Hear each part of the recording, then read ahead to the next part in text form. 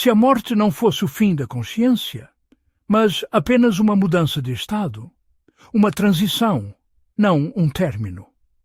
Esta é uma das questões mais antigas e profundas que a humanidade já se colocou.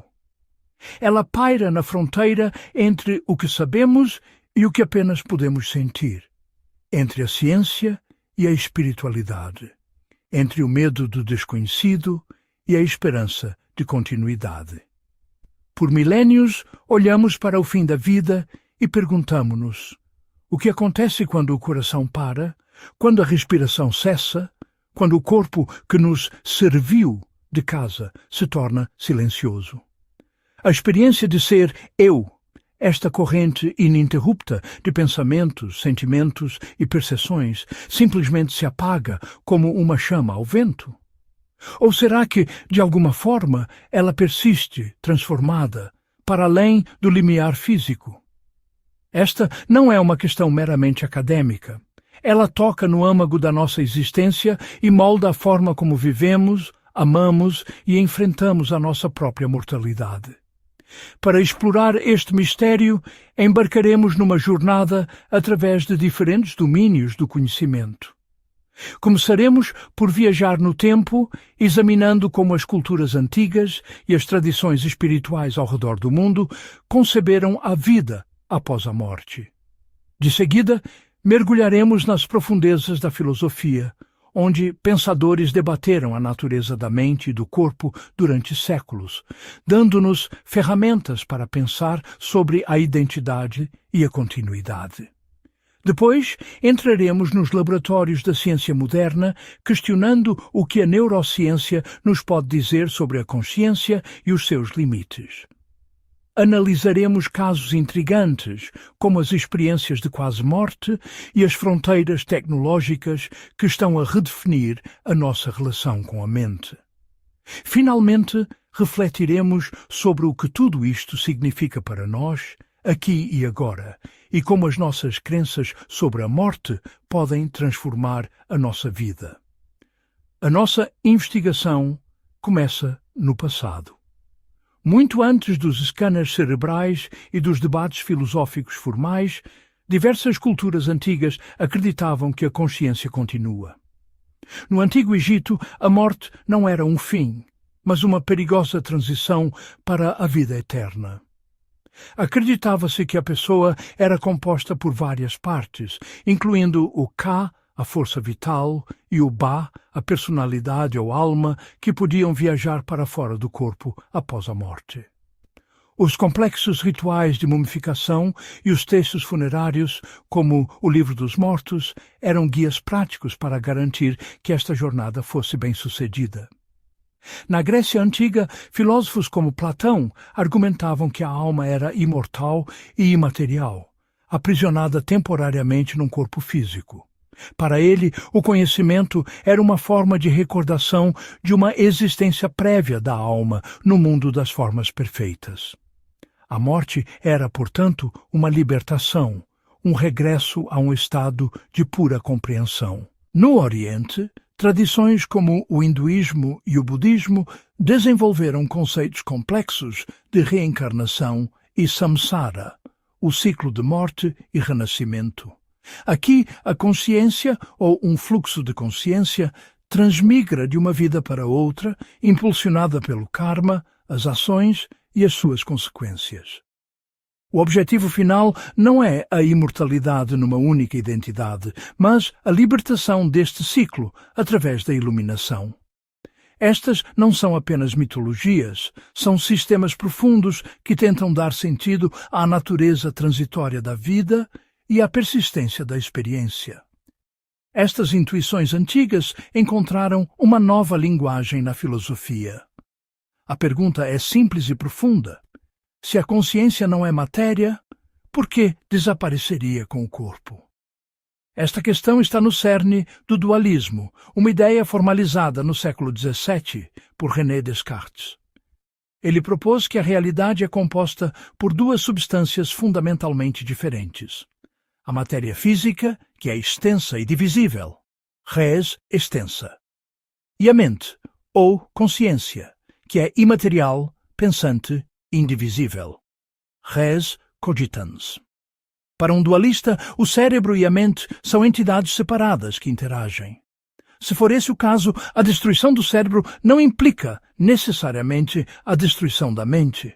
Em oposição direta está o fisicalismo, a visão dominante na ciência contemporânea que sustenta que tudo o que existe é físico. Nesta perspectiva, a consciência não é algo separado do cérebro.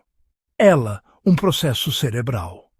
É um fenômeno emergente da complexa interação de milhares de milhões de neurônios.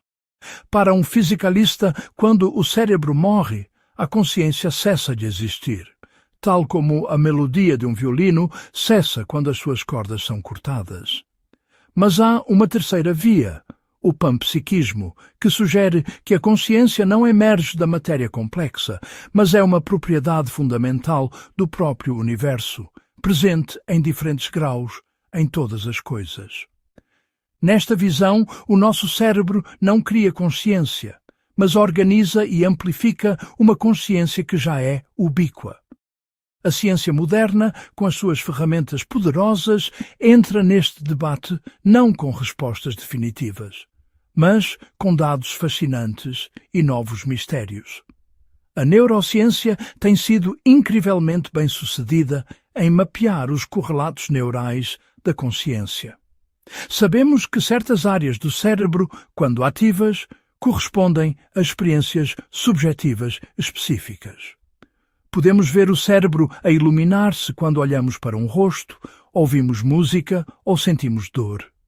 No entanto, correlação não é causalidade. Mostrar a consciência acontece no cérebro não explica ou a atividade de neurônios gera a experiência subjetiva de ver a cor vermelha ou sentir alegria.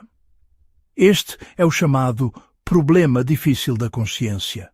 E isto leva-nos a uma das metáforas mais poderosas neste campo. Hoje, até a ciência questiona se o cérebro cria a consciência ou apenas a processa, como um receptor. Imagine um rádio. O rádio não cria a música.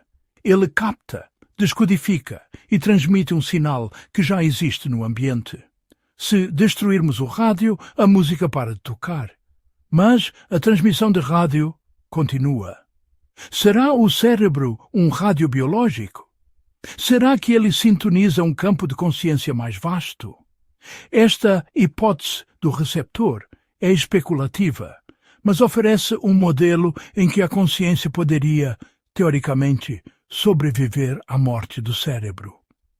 Se o aparelho se desliga, o sinal deixa de existir ou apenas deixa de ser captado? A ciência, por enquanto, não consegue medir o sinal se ele existir independentemente do aparelho. É aqui que encontramos relatos que desafiam a visão puramente fisicalista. Experiências de quase-morte, ou EQMs, são relatadas por pessoas que estiveram clinicamente mortas ou muito perto da morte. As narrativas partilham frequentemente elementos comuns. A sensação de flutuar fora do corpo, a passagem por um túnel em direção a uma luz, encontros com entes queridos falecidos e uma profunda sensação de paz. Embora fascinantes, estes relatos são difíceis de verificar. Os céticos oferecem explicações biológicas, como a libertação de químicos cerebrais em condições de estresse extremo ou a falta de oxigênio no cérebro, hipoxia, que poderiam criar alucinações semelhantes. Outro fenômeno intrigante é a lucidez terminal. Há casos documentados de pessoas com doenças neurodegenerativas graves, como Alzheimer avançado, que pouco antes de morrerem recuperam subitamente a clareza mental, reconhecendo a família e conversando de forma coerente, apesar de terem um cérebro que, em teoria, já não deveria ser capaz de suportar tais funções. Como pode uma mente ressurgir de um cérebro tão danificado? Estes estudos não provam respostas finais, mas mostram que a morte e a relação entre mente e cérebro talvez não seja tão simples quanto pensávamos. Eles abrem fissuras na nossa compreensão, convidando a uma investigação mais aprofundada e de mente aberta. À medida que avançamos, a tecnologia começa a interagir com estas questões de formas que antes pertenciam à ficção científica. As interfaces cérebro-computador já nos permitem traduzir pensamentos em comandos digitais. E se um dia pudéssemos fazer o upload de uma mente para um computador? Seria essa simulação digital a mesma pessoa? Teria ela consciência? Esta questão força-nos a definir o que é essencial para a nossa identidade. É o nosso corpo físico, o padrão de ligações no nosso cérebro ou a corrente subjetiva da nossa experiência? A inteligência artificial levanta questões semelhantes. Podemos criar uma máquina que se comporte de forma indistinguível de um ser consciente. Mas será que ela realmente alguma coisa? Ou será apenas uma imitação sofisticada? Estas fronteiras tecnológicas servem como um espelho, forçando-nos a confrontar a natureza da nossa própria consciência. Perante a incerteza, como devemos viver? Esta é talvez a implicação mais importante de toda esta exploração. A forma como respondemos à questão da morte molda profundamente a nossa ética e o nosso sentido de propósito. Se a consciência continua, cada escolha importa. Cada ato de bondade ou crueldade pode ecoar para além desta vida.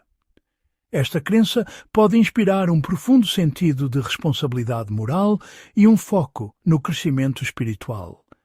A vida torna-se uma preparação, uma jornada de aprendizagem em que as nossas ações moldam o nosso destino contínuo. Por outro lado, se não continua, se esta vida é tudo o que temos, a conclusão não é o niilismo, mas uma urgência diferente. Se o tempo é finito, cada momento torna-se infinitamente precioso. A ênfase desloca-se para o aqui e agora. Viver com presença, verdade e sentido continua sendo essencial. Não por causa de uma recompensa futura, mas porque esta é a nossa única oportunidade de experienciar a beleza, o amor e a maravilha da existência. A finitude confere valor. Em ambos os cenários, a conclusão é a mesma. A vida exige ser vivida com intenção, com compaixão e com coragem. Após esta longa jornada, o mistério permanece aberto. Não temos uma prova definitiva da sobrevivência da consciência, nem uma prova definitiva da sua aniquilação. Temos tradições antigas, argumentos filosóficos, dados científicos correlacionais e relatos anedóticos intrigantes. A ciência mostra-nos o quão dependente a nossa consciência parece ser de um cérebro funcional, enquanto a filosofia e certas experiências humanas sugerem que pode haver mais do que apenas a matéria. Talvez a pergunta mais importante não seja o que acontece depois da morte, mas como vivemos antes dela, à luz desta profunda incerteza. Talvez a morte não seja o fim da consciência. Talvez seja apenas o fim de uma forma e o início de outra compreensão. Quer a consciência seja um produto do cérebro ou algo que o cérebro recebe, a nossa experiência de vida é a única coisa que temos com certeza. Viver plenamente, com curiosidade e bondade, parece ser a resposta mais sábia, independentemente do que se encontre para além do véu. O convite não é para encontrar uma resposta final, mas para viver confortavelmente com a pergunta, permitindo que o mistério enriqueça a nossa existência, em vez de a diminuir. O que pensa sobre isto? A sua perspectiva mudou? A conversa, tal como a consciência, continua.